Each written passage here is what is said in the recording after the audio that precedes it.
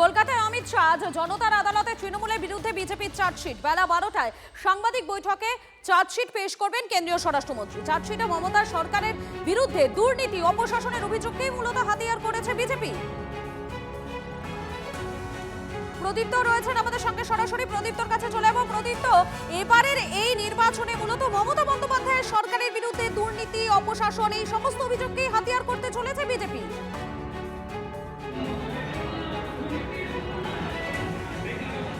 একেবারেই তাই। আর ঘণ্টাখানেক সময় রয়েছে।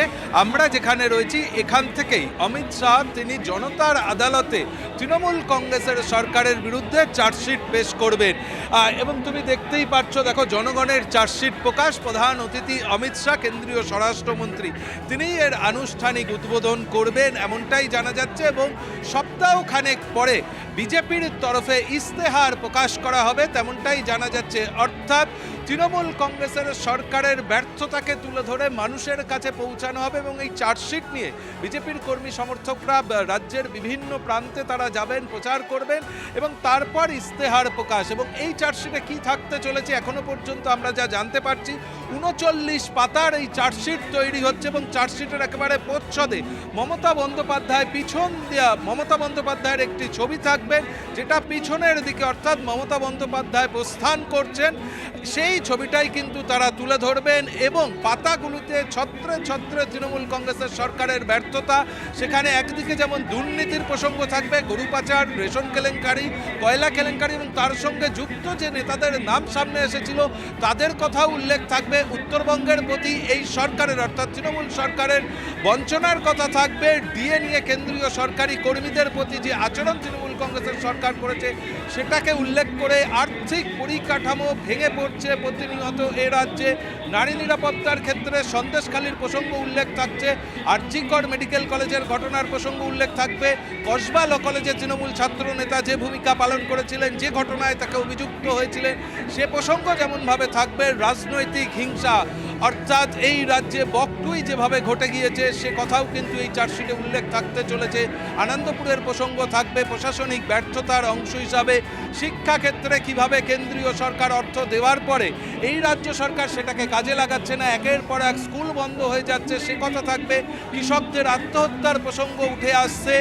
একই সঙ্গে শিল্পের যে সমাধি বা শিল্প কাঠামো যে রাজ্যে ভেঙে পড়েছে, দেশের মধ্যে একের পর এক শিল্প সংস্থা তারা অন্য রাজ্যে চলে যাচ্ছে পশ্চিমবঙ্গকে ছেড়ে। কর্মসংস্থানের প্রসঙ্গ, পরিযায়ী শ্রমিকদের মধ্যে বাঙালি হওয়ার প্রবণতা একটা বাড়ছে, বাঙালিরা অন্য রাজ্যে কাজ করতে চলে যাচ্ছে। একই সঙ্গে আরও একটা বিষয় খুব তাৎপর্যপূর্ণভাবে উল্লেখ থাকছে, বিষয়কে মূলত সামনে এনে এই চার্জশিট আর মাত্র কিছুক্ষণের অপেক্ষা, তারপরে এই চার্জশিট পেশ করবেন কেন্দ্রীয় স্বরাষ্ট্রমন্ত্রী অমিত শাহ। আপডেটের দিকে নজর রাখো। আপাতত তোমাকে ধন্যবাদ। সরকার উপরে মানুষ বিশ্বাস করেছিল, নির্ভর করেছিল। মুখ্যমন্ত্রী মানুষকে স্বপ্ন দেখাতে পেরেছিলেন যে সিপিএম হারতে পারে, সিপিএম হারতে চলেছে এবং সিপিএম হারবেই। তার ইস্যু ছিল একটাই, রেস্টোরেশন অফ ডেমোক্রেসি। গণতন্ত্রের পুনঃপ্রতিষ্ঠার স্বপ্ন দিয়ে ক্যাডাররাজ বন্ধ করে, মধ্যমেধার চাষকে সম্পূর্ণ নির্মূল করে, বন্ধ কলকারখানার দরজার তালা খুলে দেওয়া যে স্বপ্ন দেখিয়ে তিনি ক্ষমতায় এসেছিলেন। গত 15 বছরে এই সরকার সাধারণ মানুষের জন্য কি করেছেন শিল্পের জন্য, কি করেছেন পশ্চিমবঙ্গের শিল্পায়নের জন্য, কি করেছেন ফরেন ডাইরেক্ট ইনভেস্টমেন্টের জন্য, কি পরিস্থিতি রাজ্যের, তার সম্পর্কেই আমাদের বক্তব্য তুলে ধরতে স্বরাষ্ট্রমন্ত্রী আপনাদের সঙ্গে অবশ্যই দেখা করবেন। এসব করে কিচ্ছু যায় আসে না। মানুষের ওপর তুমি অত্যাচার করেছো। তৃণমূলের যারা অন্যায় করেছে তাদের তৃণমূলই বাদ দিয়ে দিয়েছে। অমিত শাহকে চার্জশিট বার করতে হবে না। ওনার চার্জশিটটা কোথায়? ওনার চার্জশিট যখন উনি এনকাউন্টারের নামে খুন করেছিলেন, যেটার জন্য উনি জেলে ছিলেন, কি হলো যে হঠাৎ সিবিআই তাকে ক্লিন চিট দিয়ে দিল 2014 সালে যেই ক্ষমতা এলো। অথচ সেন্ট্রাল গভর্নমেন্টের তোতা পাখি সিবিআই যে তাকে ক্লিন চিট দিয়ে দিল, সেইটা আগে নিজের চার্জশিট বার করতে হবে অমিত শাহকে, তারপর তৃণমূলের চার্জশিট। যখন অমিত শাহ তৃণমূল কংগ্রেসের বিরুদ্ধে চার্জশিট পেশ করবে, একবার গিয়ে অমিত শাহকে জিজ্ঞেস করবেন আপনার দলের নেতা, বাংলার বিরোধী দলনেতা শুভেন্দু অধিকারীর চার্জশিটটা কবে আপনারা প্রকাশ করবেন? কারণ শুভেন্দু অধিকারীর তো সিবিআই এর সারদা দুর্নীতিকাণ্ডের চার্জশিটে শুভেন্দু অধিকারীর নাম আছে, নারদা কাণ্ডে ইডি চার্জশিটে তো শুভেন্দু অধিকারীর নাম আছে। তো অমিত শাহ কি শুভেন্দু অধিকারীর এই দুটো চার্জশিটও প্রকাশ করবেন? আর রইল কথা দুর্নীতি, রইল কথা ভয়ের, অমিত শাহকে একটু মনে করিয়ে দেবেন যে অমিত শাহ আর বিজেপির অধীনে থাকা মণিপুরে মাসের পর মাস রাষ্ট্রপতি শাসন চলছে। তাই আগে নিজেদের চার্জশিট পেশ করুন মানুষের সামনে, তারপর তৃণমূলকে নিয়ে কথা বলবেন। ভোটমুখী বাংলা, সেই ভোটমুখী বাংলায় চার্জশিট সংঘাত। অমিত শাহের বিরুদ্ধে জনতার আদালতে পাল্টা চার্জশিট আনছে তৃণমূল। আইন শৃঙ্খলা থেকে দুর্নীতি, তৃণমূলকে কোণঠাসা করতে 15 ইস্যু বিজেপির এবং পাল্টা 15 পাতার চার্জশিট দেবে তৃণমূল। আমাদের সঙ্গে রয়েছেন আমাদের প্রতিনিধি সৌরভ রয়েছেন আমাদের সঙ্গে।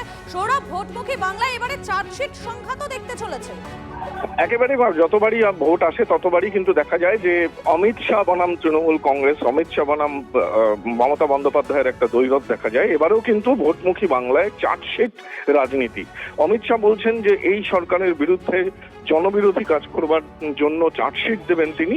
তখন আজকেই কিন্তু বিকেল 4টের সময় মহুয়া মৈত্র, ব্রাত্য বসুরা 15 পাতার চার্জশিট দায়ের করছেন। কার বিরুদ্ধে? জনতার আদালতে অমিত শাহর বিরুদ্ধে। যে যিনি তৃণমূল কংগ্রেসের বিরুদ্ধে চার্জশিট দেবেন তার আগে তৃণমূল কংগ্রেস কিন্তু অমিত শাহর বিরুদ্ধে 15 পাতার চার্জশিট আনছেন, যে চার্জশিটে তার ফেইলিওর এবং একই সঙ্গে বাংলা বিরোধিতা, বাংলার প্রতি বঞ্চনা, এই যে ইস্যুগুলোকে নিয়ে তৃণমূল কংগ্রেস লড়াই করেছে সেই ইস্যুগুলোকেই কিন্তু জনতার আদালতের চার্জশিট। এবং অমিত শাহর বিরুদ্ধে অমিত শাহ ফেল করছেন, গোটার বিষয়টা কিন্তু খুব তাৎপর্যপূর্ণ। নরেন্দ্র মোদী না, অমিত শাহর বিরোধিতায় কিন্তু চার্জশিট আনছে তৃণমূল কংগ্রেস। এটা অবশ্যই গুরুত্বপূর্ণ। একেবারেই ধন্যবাদ।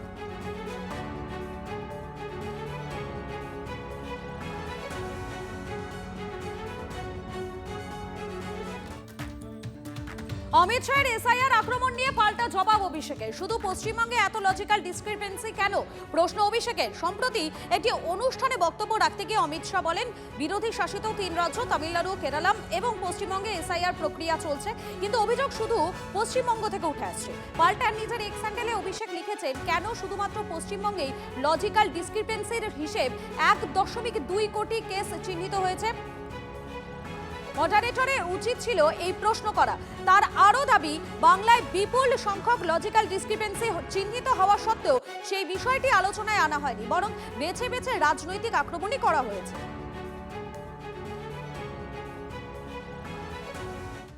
কলকাতা হাইকোর্টের প্রধান বিচারপতিকে চিঠি চন্দ্রিমা ভট্টাচার্যের। এখনো পর্যন্ত তৃণমূলের 9 জন প্রার্থীর নাম এসআইআর এ বিবেচনাধীন তালিকায় রয়েছে। তাদের বিষয়ে দ্রুত হস্তক্ষেপের আর্জি তৃণমূলের। হাইকোর্টের প্রধান বিচারপতিকে ইমেলে 3 পাতার চিঠি লিখেছেন রাজ্যের মন্ত্রী চন্দ্রিমা ভট্টাচার্য। চিঠির সঙ্গে 11টি কেন্দ্রের কোথায় কাকে প্রার্থী করা হয়েছে তার এপিক নম্বর সহ পৃথক একটি তালিকাও দেওয়া হয়েছে। এই তালিকায় রয়েছেন রাজ্যের মন্ত্রী শশী পাজাও। এসআইআর এর অমীমাংসিত নামের সাপ্লিমেন্টারি তালিকা প্রকাশের অনুরোধও জানানো হয়েছে চিঠিতে। কোনো কথার প্রতিষ্ঠা পশ্চিমবঙ্গের জনতার কাছে নেই। পশ্চিমবঙ্গের মানুষ জানে যে 1.5 দশক ধরে তৃণমূল কংগ্রেস যেভাবে মানুষকে নিপীড়ন করেছে, মানুষের ওপর নির্যাতন করেছে, মানুষের জল জমি জঙ্গল হরণ করেছে, ক্ষেতের ধান, বাড়ির লক্ষ্মীর মান শাহজাহানের ডেরায় পাঠিয়ে দিয়েছে। তারপরে মানুষ আর এদের কোনো বিষয়ে আগ্রহী নয়। মানুষ তৃণমূলকে হারাতে চায়, বিজেপিকে আনতে চায়। যতই চিঠি লিখুন, পদ্য লিখুন, গদ্য লিখুন, কিচ্ছু এসে যায় না। এই নির্বাচন, 26-এর নির্বাচন তৃণমূলের বিসর্জন হবেই।